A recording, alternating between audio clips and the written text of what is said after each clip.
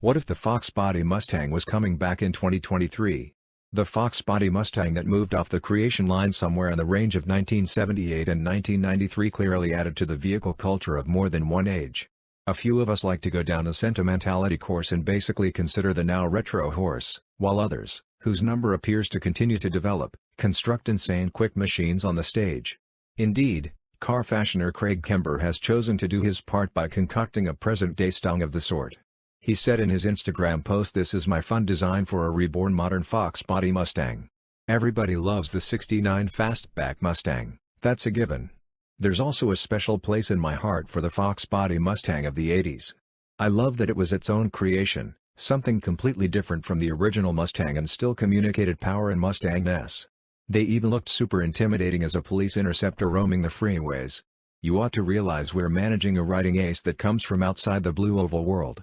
As a matter of fact, the expert is liable for the inside and outside plan of numerous Toyotas, from creation vehicles and race cars to ideas. For example, he drew the collage of the Grand FD1 idea that reviewed the MKV Supra. The 1980s can seemingly be referenced as the definitory 10 years for this third-gen Mustang, and the styling signs we have here impeccably exemplify the soul of the period.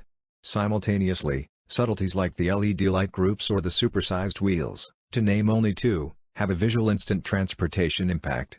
Gracious, and the Shelby logo embellishing the front bumpers just lifts our interest. What could be concealing under the liberal power vault of the hood? As insane as it could sound these days, the mid-1980s saw Mustang deals dropping, with Ford considering cutting out the RWD Mustang for a Mazda-based forward sports car. Fortunately, the mind-boggling criticism that came from tons and lots of devotees persuaded the carmaker to keep the horse alive, with the said forward exertion prompting the introduction of the Ford Probe.